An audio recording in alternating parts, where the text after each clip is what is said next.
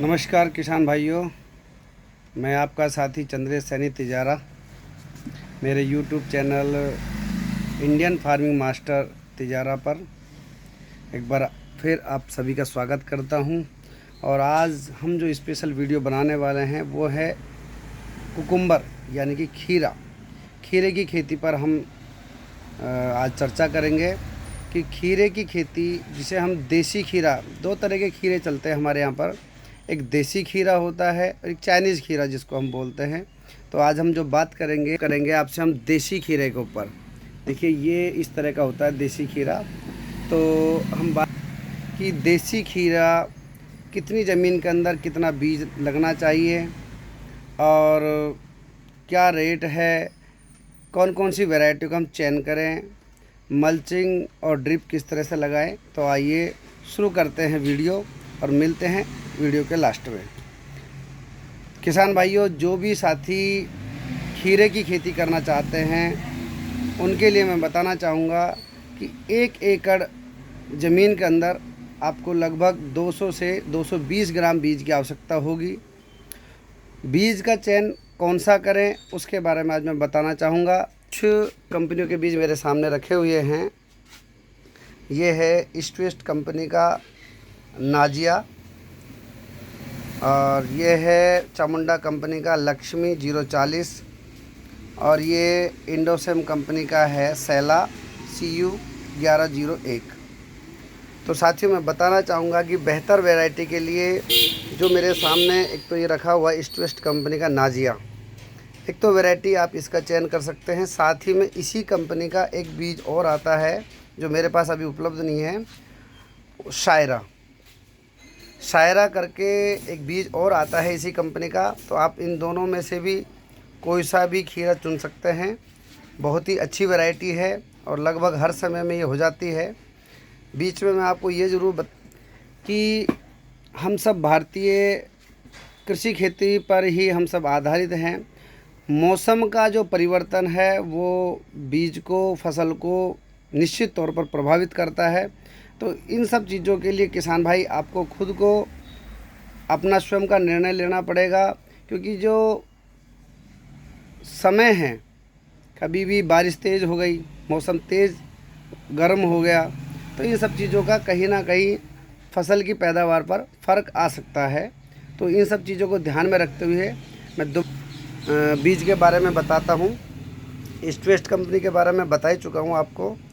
ये है चामुंडा का 040, बहुत ही अच्छी उन्नत किस्म है और इसका जो टेस्ट है वो कुरकुरापन आता है, थोड़ा करारा जो अपन बोलते हैं। बहुत ही स्वादिष्ट खीरा है, बहुत अच्छा है।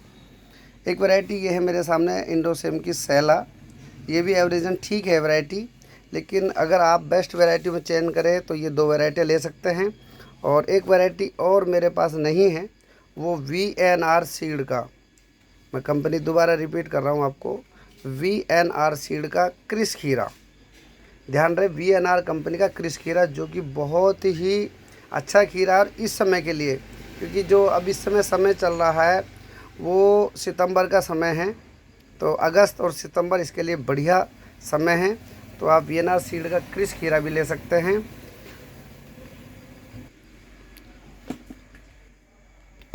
आपको मैं बताना चाहूँगा कि इसमें ड्रिप और मल्चिंग कितना चाहिएगा। वैसे इसकी विस्तृत जानकारी हम अगली वीडियो में देंगे, क्योंकि आज हम खीरे की बीज के बारे में बात कर रहे हैं। इसकी विस्तृत जानकारी जो भी होगी मैं आपको अगली वीडियो में दूंगा। ड्रिप इसके लिए चाहिए आपको लगभग 2 रोल, यानी कि एक रोल के अंदर आता है 1000 मीटर, और आप 6 इंच वाली ड्रिप यूज करिए। जो 6 इंच के गैप पर जो चिप लगी होती है वो ड्रिप ज़्यादा बेहतर रहेगी, जिसको अपन टपक सिंचाई भी कहते हैं। एक आती है लगातार पानी देने वाली ड्रिप, और ये आती है टपक सिंचाई, बूंद बूंद सिंचाई जिसको हम बोलते हैं।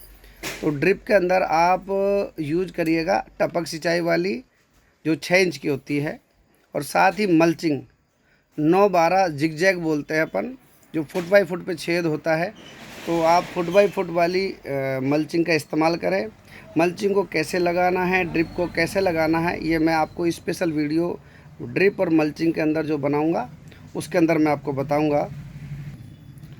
आजकल हाई तकनीकी आने की वजह से इस बात का ध्यान रखिएगा कि जो खीरा है, क्योंकि आजकल हाइब्रिड बीज आ गए हैं। पुराने समय में क्या है, अपने देसी बीज हुआ करते थे तो वो अपने एक निश्चित समय पर ही हुआ करते थे। आजकल हाइब्रिड बीज लगभग सालों साल होते हैं। किसान भाई आजकल पूरे सालों साल इनको बोते हैं, लेकिन फिर भी कभी कभार ऐसा होता है कि मौसम उनके अनुरूप नहीं बन पाता है, क्योंकि इसको थोड़ा सा मौसम ठीक चाहिए, एवरेजन, ना ज़्यादा हीट का चाहिए और बहुत ज़्यादा ठंडा भी नहीं। तो कभी कभार ऐसा मौसम नहीं बन पाता है तो पैदावारी में कुछ फ़र्क आ जाता है। और आजकल हाई तकनीकी जैसे मल्चिंग और ड्रिप की जो खेती आ गई है, जो तकनीकी आ गई है आज हमारे पास, उससे ये और अच्छी तरह से हो जाते हैं, पैदा हो जाते हैं। फिर भी मौसम पैदावारी के लिए बहुत ही डिपेंड करता है। तो किसान साथियों, आज का मेरा उद्देश्य सिर्फ आपसे आज इतना था कि मैं आपको खीरे की खेती करने के लिए कौन सा बीज का चयन करें, कितना बीज 1 एकड़ में लगता है और किस तरह से करें, उसके बारे में ही मेरा जानकारी देना था आज आपसे। जल्द ही मैं आपके साथ नई वीडियो पर आऊँगा और जहाँ खीरे की फसल लगी होगी मैं वहाँ पर आपको एक बार फिर पुनः अपना अनुभव साझा करूँगा और ड्रिप और मल्चिंग की एक स्पेशल वीडियो फिर बनाऊँगा कि आप ये खेती कैसे कर सकते हैं। और अपनी नई वीडियो के साथ फिर आपके साथ आऊँगा। अगर मेरी वीडियो आपको अच्छी लगी हो तो इसे लाइक और शेयर करें। धन्यवाद। जय हिंद, जय भारत, जय भारत का किसान।